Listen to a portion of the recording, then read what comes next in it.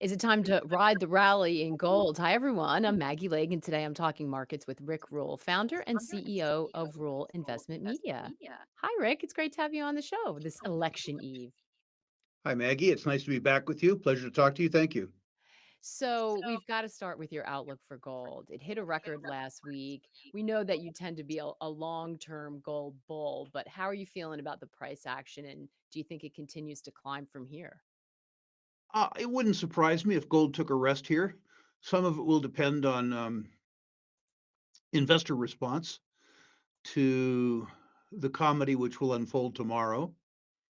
But I think in the longer term, unfortunately, uh, gold would do very well. I say unfortunately because gold does well when people are rightly concerned about the maintenance of their purchasing power Mm.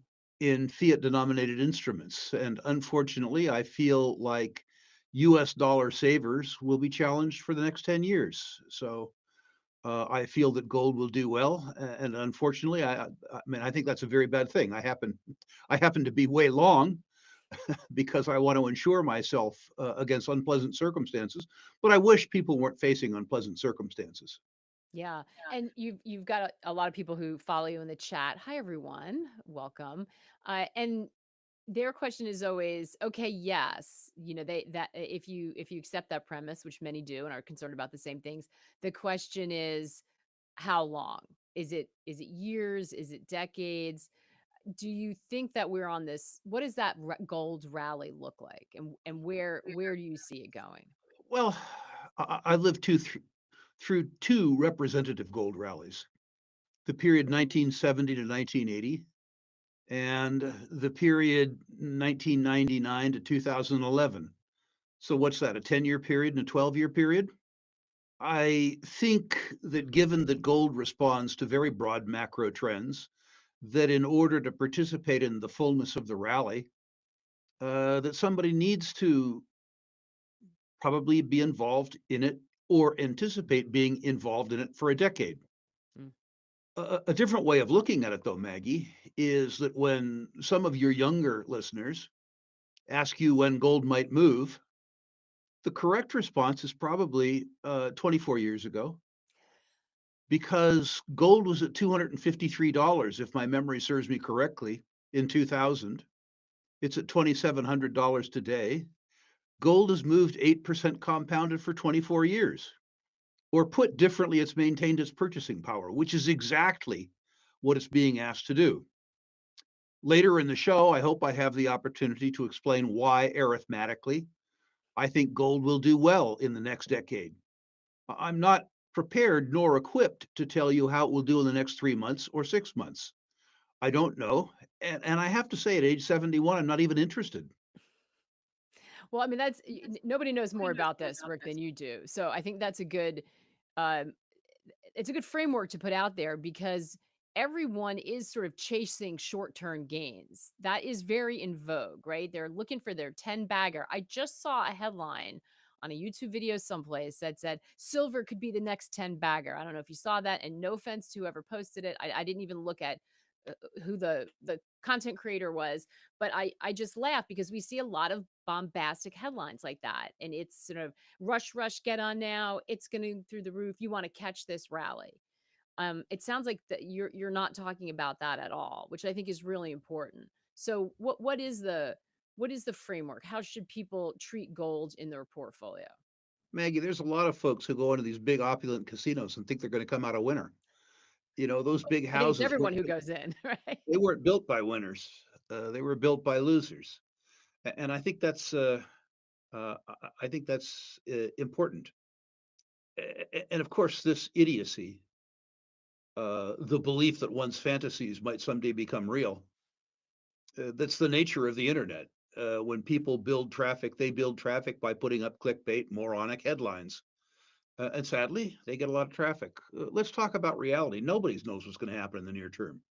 Everybody wants short-term certainty, and short-term certainty isn't what's on offer. So, for those people who are listening to this discussion, in terms of short-term hyperbolic certainty, you are certain to be bored to tears.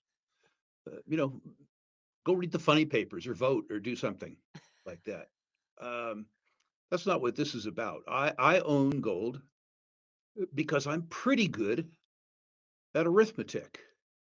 Gold does well during periods of time when people are concerned about the maintenance of the purchasing power in fiat currencies. So let's look at the math. The on balance sheet liabilities of the issuer of the US currency, the US government, are approaching $36 trillion. We're servicing that debt with a budget that's in deficit $2 trillion a year. In other words, we add to it, we don't service it.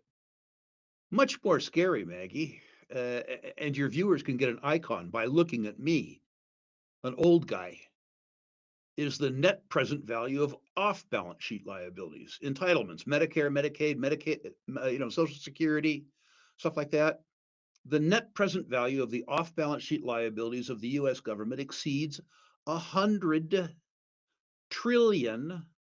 Let that number sink in. The IRS suggests that the net present wealth of Americans, all Americans, private wealth, is $140 trillion. Our on balance sheet liabilities exceed $35 trillion. Our off balance sheet liabilities exceed $100 trillion. It means that there's no money left over to eat and drink and grow. Now, the political reality is that we aren't going to default in a formal sense, although in a technical sense, we're broke. What we're going to do in the next 10 years is what we did in the period 1970 to 1980. We're going to inflate away the net present value of the obligations. This isn't a Republican answer. It isn't a Democratic answer. It's simply arithmetic. In other words, an old codger like Rick Rule, who's been promised whatever the number is, $4,000 a month or something in Social Security benefits, will continue to get his $4,000 a month. But the purchasing power of that $4,000 a month 10 years from now will be the same as $300 or $350 today. Mm. In the period of the 1970s, according to the Internal Revenue Service, the purchasing power of the US dollar declined by 75% in 10 years. And the gold price increased proportionately, in fact, disproportionately.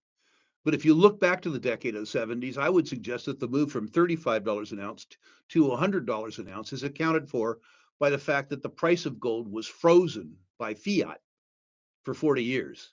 So the move from 35 to 100 was granted. The move from 100 to 850 was a move that was in response to the devaluation of the purchasing power by 75% over the course of the decade. And I would suggest to you, given that the on balance sheet liabilities and the net present value of off balance sheet liabilities exceeds $130 trillion, that we will perform precisely the same stunt in the next 10 years that we did then. Is this the case around the world? Because the US isn't the only one facing these deficits. The US dollar is, quote, the worst currency in the world, with the sole exception of all the others. Ironically, we're in better shape than the rest of them. Um, you will note that it's unusual for both gold and the US dollar to rise simultaneously. Mm. I watched it happen in the early 70s. I watched it happen again in 1999, 2000, 2001. And both of those circumstances were very good for gold. The breakout of gold to nominal highs in US dollar terms happened this year. The breakout of gold into all time nominal highs in other currencies happened 3 or 4 or 5 years ago. So, despite the decrepit condition of the US dollar, my friend Doug Casey describes it as the prettiest mare at the slaughterhouse. Yeah, it's difficult. And Ralph was asking about that. The U.S. dollar. Are if U.S. dollar savers are at risk, what about other countries? I think it's the same version of Worse. the. It's worse. I mean, So What to do the you US it of seems still like central being banks have been driving a lot of what we've seen lately, Rick. Is that your sense of why we're seeing this move in gold, or is it broader than that? my sense is unimportant. The statistics say that the buyers of physical gold have been foreign central banks. Until 25 weeks ago, measured by inflows and outflows from physical ETFs, retail buyers have been absent the market. The buyers have been foreign central banks. And they've been buyers for two reasons, both of which seem likely to continue. They are first, the weaponization of the US dollar by the US government. We are the world's reserve currency. We are the world's foremost store of value and medium of exchange. But the US government has decided to weaponize the dollar, to externalize American politics to other countries. Whether or not you agree with US policies relative to, say, Russian policies is a different question, a side question. The fact is that the US government has decided to use the US currency to further its foreign policy goals, including, in one case, stealing $300 billion worth of Russian assets. You may, as an American, decide that Russia's actions in the Ukraine are reprehensible. Whether you agree with the policy or don't agree with the policy, it is a simple fact that the US government stole $300 billion in Russian savings. This sends a message to all foreign countries that might engage in a policy dispute with the US, which is a different way of saying all foreign countries, that they can no longer trust the United States government and they can no longer use the US dollar as a store of value or a medium of exchange. This is really simple stuff. The second the second reason is somewhat more nuanced, and your listeners will have to suffer through a little bit of explanation. If you agree that the deterioration in the purchasing power of the US dollar is best measured by the CPI, Consumer Price Index, which is 2.6%, you can be calm. I don't agree with that. I think the CPI is best described as the CP lie, in the sense that it doesn't measure for me the deterioration in the purchasing power of the US dollar relative to the basket of goods and services I buy. As an example, Maggie, when it's inconvenient, it doesn't include food or fuel. Hmm. Now, if we had a broader picture of me, you could tell that I like to eat. And the idea that the index doesn't include lunch is problematic for me. A second problem is that it's hedonistically adjusted. It doesn't pay attention to the price I paid for this computer or this microphone. It takes that price into the context of values arbitrarily assigned by the people who create the index. Finally, it doesn't include tax. Now, if I didn't have to pay tax, I guess I wouldn't bitch quite so much about the index. But the truth is that when I compile a basket of goods and services that I consume, what I learn is that the purchasing power of my savings is declining at more like 7.5% compounded than 2.6 compounded. And if that's true, then you have to look at the investment efficacy of US Treasuries. Mm. The US 10-year Treasury pays 4.4 in a currency that I would suggest is declining at purchasing power at 7.5.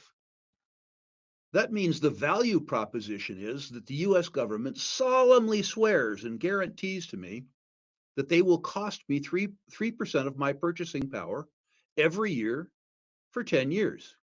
In other words, after 10 years, they will give me back 65 cents in purchasing power for a dollar I gave them.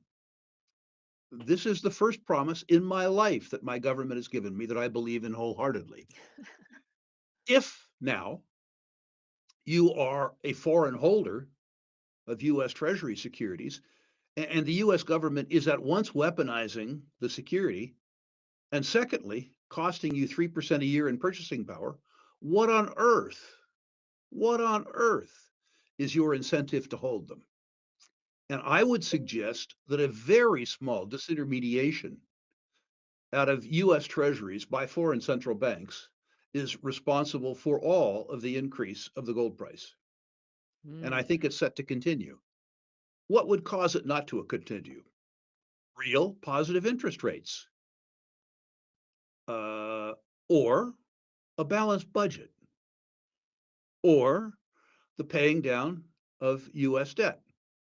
If you are somebody who sees some possibility that real US inflation will fall, or that either the Democrats or Republicans will balance the budget, or that we begin the process of paying down debt, then you do not need to and should not own gold. If by contrast, you are someone who can add and subtract and read a newspaper, I think you need to consider owning gold. We have some good questions coming in about some miners, which I'm sure you expect, which I want to get to in a moment. But what about gold versus equities? Do you own equities? And I think some people are probably looking at the gains in Nvidia and then comparing them to what look like, more modest gains for gold and saying, well, if I'm investing in gold, I'm potentially missing out on some of those really big equity gains. First of all, I own gold for insurance purposes. I don't invest in gold. I own gold the same way I own life insurance or auto insurance or home insurance. And Maggie, I assure you, I hope that my gold doesn't go up in price. If you think of it as insurance, think how you get paid. Life insurance means somebody died. Auto insurance means you wrecked your car. There's nothing in the world that I would like more than not making money on my gold. I invest in gold stocks. I speculate in junior mining stocks. I invest in other sectors too, where I think I have sufficient knowledge to invest. I can barely pronounce NVIDIA. I don't know enough about what it is they do to compare them with Intel or other suppliers of the products that they produce. I would suggest to you that 90% of the people who own NVIDIA are similarly or more ignorant. For those who aren't, Albert Liu, who you know, who does the technical part of my shows, is a former semiconductor engineer. He could afford to invest in NVIDIA because he understands their market, he understands their technology, he understands their durable competitive advantage. I don't. I invest in activities that I understand well enough that I can make myself conversant in one page of notes as to the durable competitive advantage of the company that I invest in. And NVIDIA isn't included in that list. Yeah, and really important the verbs you're choosing too. The difference between insurance, investing, speculating. It's critical that people think about it in terms of that and based on the risk. So let's dive into some of the miners because that is an area, as I mentioned, that you do know probably better than anyone else. Ralph asking, what's your view of Barrick, which is basically at 2016 levels? Also, will miners as a group catch up to the barbarous relic? If let's do the questions in reverse order. If past is prologue, a gold bull market is led by gold. After gold has established the leadership, and after the increase in gold prices has increased producers' free cash flow, the biggest and the best of the miners move.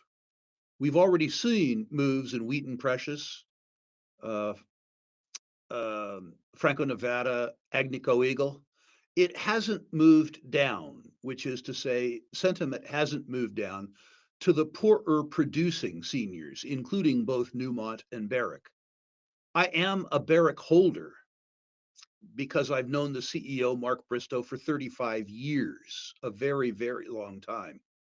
I am disappointed by the inability of Barrick to reduce their all in sustaining costs and to enjoy the broader margins which would be suggested from higher gold prices. I'm also concerned about their lack of a development pipeline outside of the Reko Diq project in Pakistan. That being said, they are, in terms of the miners, the ones that are the most focused on very high quality tier one deposits, albeit in challenging locations. I'm a Barrick holder. I'm hopeful. The last two quarters, from an operating perspective, have been disappointing. What about Newmont Mining? A lot of people asking what happened there? Why did that blow up? What's been the issue with Newmont? 6 bad quarters. They have underperformed market expectations, those expectations having been guided by Newmont on an operating basis for 6 straight quarters. The market, myself included, is tired of misses. Their stated plan for dealing with it, I think, is intelligent, and I will become a Newmont holder again should I see those plans coming to fruition. The plan specifically is an acknowledgement of the fact that Newmont owns and operates too many mines, and too many of them are too small. The plan suggests that they will sell off all of their tier two deposits into a very strong property market, using the proceeds to reduce debt and allowing them to focus their capital and attention on those few very large projects where they can improve the properties, thereby lowering their all in sustaining costs, focusing more love and attention on optimizing their best assets, and improving their balance sheet with the proceeds of sales. I think it's a really good plan, and I think they need to do it. I do Uh, not own Newmont. you don't own Newmont. That was the I do last. not. Okay, that's important. J&J saying, does Rick have a view on energy equities? What does he think are the high quality factor names in that sector? I love the energy equities. And let me give you a qualifier. The big thinkers of the world, that noted energy expert Greta Thunberg, as an example, uh, but our existing president, too, Joe Biden, has suggested that peak oil demand occurs in 2030 and that the internal combustion engine goes the way of the dodo. Were Mr. Biden numerate, he might learn that on a global basis, over the last 40 years, we've invested in excess of $5 trillion on alternative energy, and we have reduced the market share of carbon based energy from a high of 82% all the way down to 81%. $5 trillion has reduced the market share of fossil fuels by 1% over 40 years. Peak oil demand occurs in 2065 or 2070. So net present value calculations that taper off demand in 2030 cut the price of oil companies in half Mm. relative to what their net present value suggests they should be going for. In particular, North American natural gas, which is in oversupply and enjoys political disfavor, is felony cheap. Felony cheap, particularly north of the border. If the Canadian voters would thank and excuse their prime minister, who somehow doesn't see a business case for Canadian natural gas, those Canadian gas stocks would double the week that he was allowed to pursue other employment opportunities. But whether or not Canadian voters return to their senses, the market will take Canadian natural gas higher. For investors, not for speculators, I would suggest that the best single sector of resource markets, and probably the second best sector available to investors of all types, are the large North American energy companies. And you don't need to get too fancy. The very top of the list in terms of market cap, and I would say overall desirability too, is ExxonMobil. Not a very fancy name. Wonderful capital allocators, wonderful operators, maintaining, sustaining capital investments, a discovery in Guyana big enough to move the needle on the biggest oil company in the world, and a $60 billion new investment consolidating their interest in the Permian. This is extraordinary. Two separate events that are important enough that they can move the dial on the largest oil and gas company in the world. Rick, it's interesting. We've heard a lot of people bullish for similar reasons, more broadly on the sector, thinking about the need for energy and that fossil fuels are a part of it. But I've also heard lately people running the scenario that maybe you see a collapse in oil prices, at least back down to 50, with the idea that Saudi Arabia, fed up with OPEC, and if you want to game it out in a more risky way, maybe somehow a trade for security for oil, depending on who ends up in the White House. And you see them just flooding the market for market share and abandoning prices. Is that a risk that you see, or are you thinking longer term and it doesn't matter if that's a bump in the road? Yes and yes.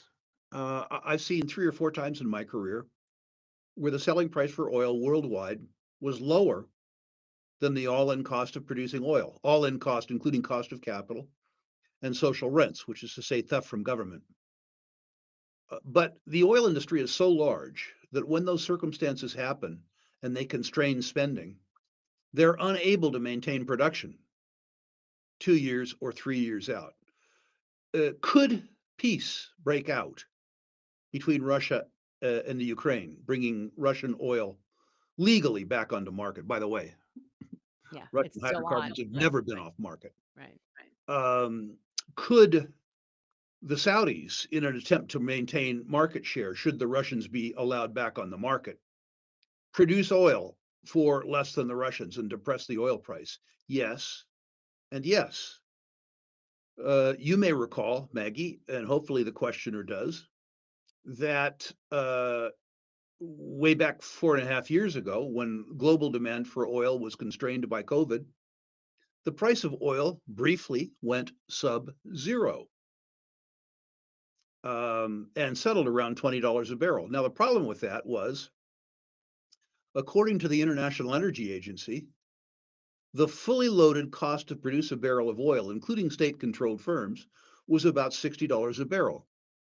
So the industry's making the stuff for 60. They're selling it for 20, losing $40 a barrel and doing it 80 million times a day. That got rather boring. The consequence of that is that the industry didn't continue to make sustaining capital investments, didn't make new project investments, and the price of oil briefly spiked from a low of 20 to a high of 113 before settling off to 70. Could oil prices go from 70 to 50? Sure. Would they stay there? Well, if they stayed there, that means that when you leave your studio, your bedroom, walk to your garage, and turn your key to the right, your car doesn't start. What do you think the probability of that is? Mm. I think it's low. Right. They'll respond to market forces. We have a couple, we have some keen mining investors here, as we may have imagined, but I want to squeeze a question in about uranium while we have you, because you look across this complex. There had been so much enthusiasm. We also know a lot of speculators. It's a crowded trade, so we fight what people see as nuclear as an important part of this equation versus some of the frothiness that happens when a lot of people are in the trade. There's just a headline the other day about a regulator nixing an Amazon uranium deal that caught some people's attention. What's happening in uranium? What do you see in that sector? Lots of stuff happening in uranium. As you say, the problem is it's a crowded trade. More and more people are attracted to uranium, frankly, for more and more specious reasons.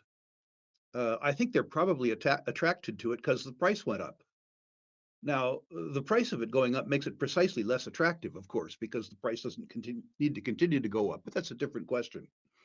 The current narrative that has people all in a tizzy is the increase in demand for uranium from small modular reactors. Right. And I agree that this will be a factor, but I think it'll be a factor 7 years from now. Most investors have an attention span that's limited to a long weekend. What's more important for uranium demand is really three things. First, the uh, removal of plans to shut down existing reactors.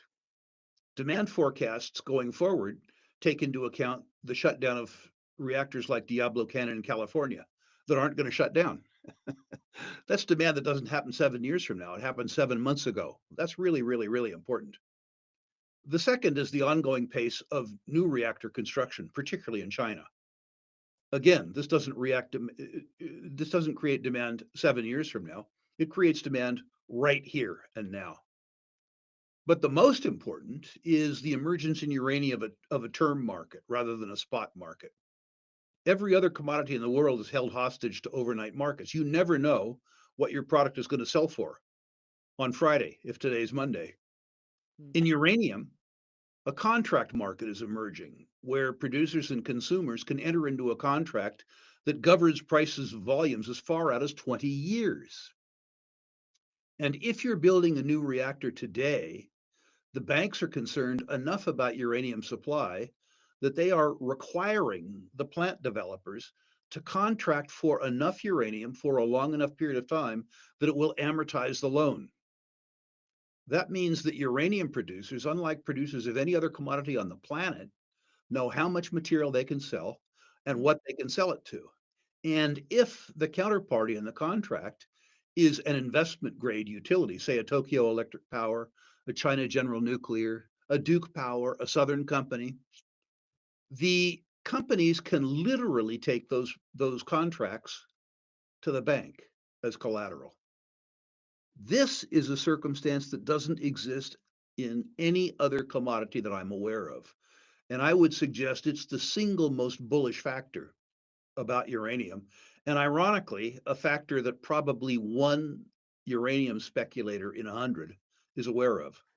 Yes, I would probably agree with that, Rick, but it's a fantastic information for everyone to consider. All right, we have a gang on here who want to know about NovaGold. Will they ever produce? What does Rick have to say about that dang NovaGold? Ever is a very long time. And if you give me the answer to that question, my suspicion is that 10 years from now, it will be permitted and financed. What is the net present value of a deposit where free cash flow commences in 12 or 13 years? That's a very different question.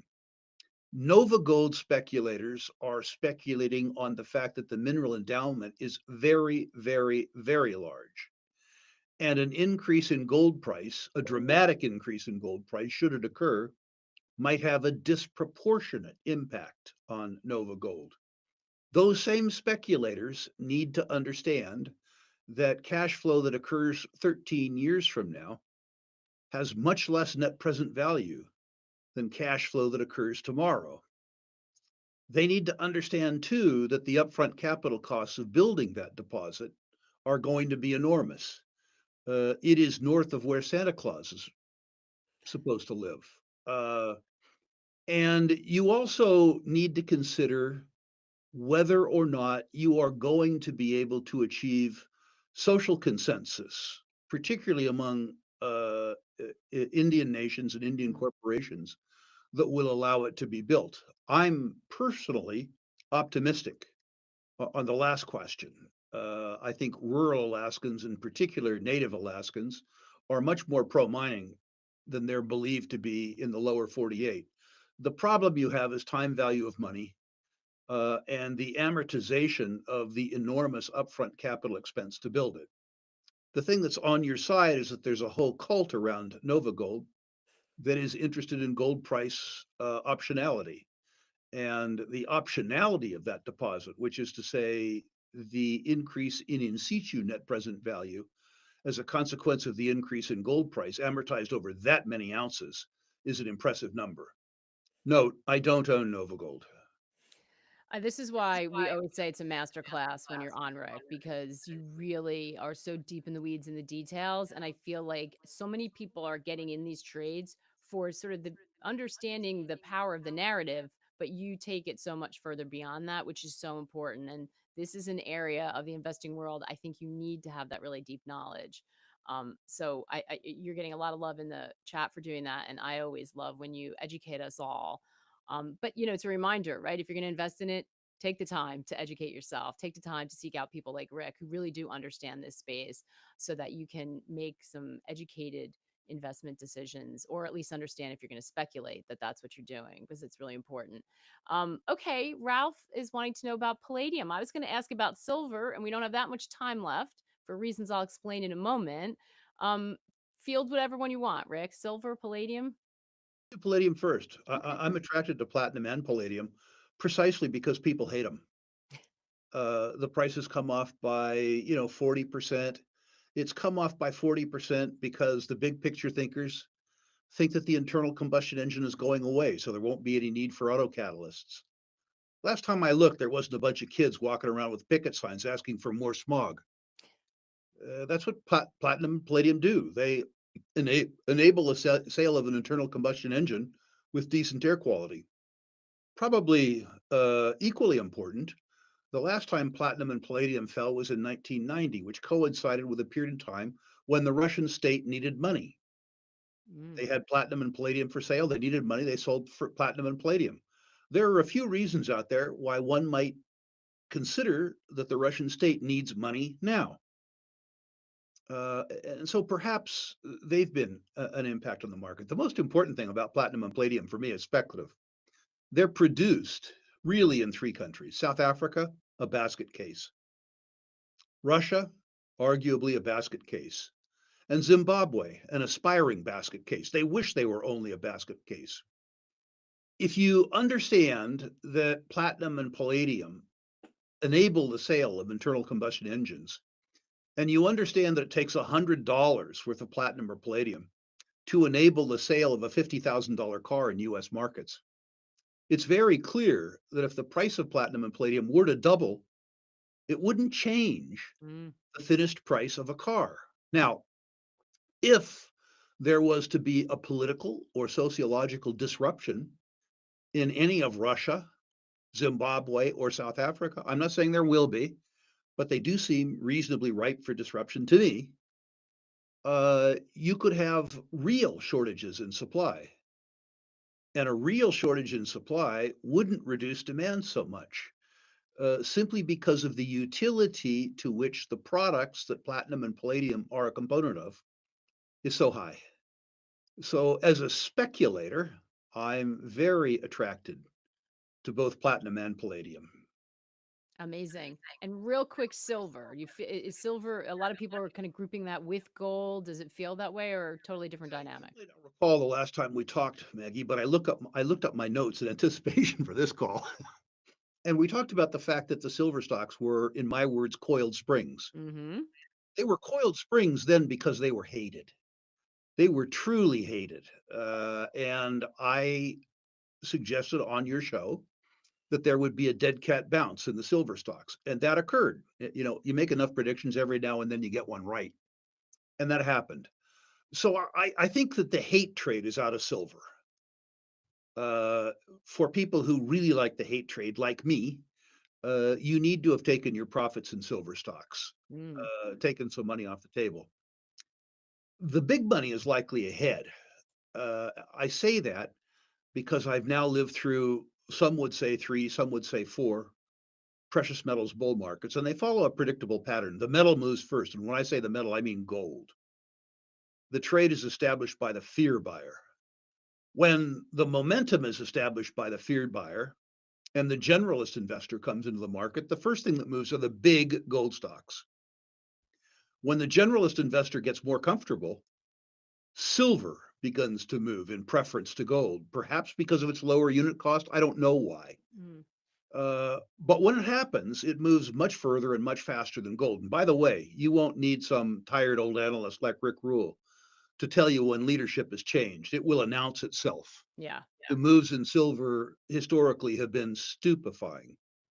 And the biggest move occurs towards the end of a bull market when the generalist investor becomes convinced that he or she was right with regards to the narrative, and plows in to the mining stocks the same way they plowed into junior tech some years ago. When that happens, the biggest upside that you see is in the speculative, the small silver stocks. Again, quoting my friend Doug Casey, when that happens, the market cap among the silver stocks isn't sufficient to handle the influx of capital into them. The financial result is the equivalent of attempting to siphon Hoover Dam through a garden hose. When you see that happen, be very nimble.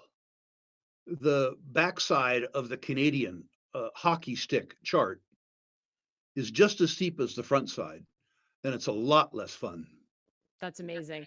We're gonna leave it there. Rick, you were tremendous as always. We learned so much from this, and we always appreciate you having you here. Thank you so much. And I just want to give everybody a heads up. We're trying to get out bang on time because we have a special interview we're bringing you tonight is premiering right after we wrap this show. I sat down with Dee Smith, who's the CEO and founder of Strategic Insight Group, and Dee's been assessing political risk for companies and investors for 30 years. Not unlike Rick here with his eye on the resource space, Dee looks at the geopolitical landscape. The interview and our conversation blew my mind. It's frank, it's deep, it is not partisan. He talks about things we all should be paying attention to. And I think a lot of you are going to relate to what he has to say. Some of it is terrifying, but there's also some hope in there. So I really encourage you all to listen to it and share it, and then jump in the comments and let me know what you think. We'd really appreciate that. So enjoy, everybody. And Rick, thank you. We'll see you soon. Take care, Maggie, if everybody. I may, Yeah, offer your listeners, any of them who care what I have to say about natural resources can go to my website, Rural amazing. Investment, ruralinvestmentmedia.com. And List we'll your natural resource stocks. I personally will rank them. No obligation, no charge. fantastic. We'll do that, and we'll put the description in the link. Thanks, Thank you. everybody.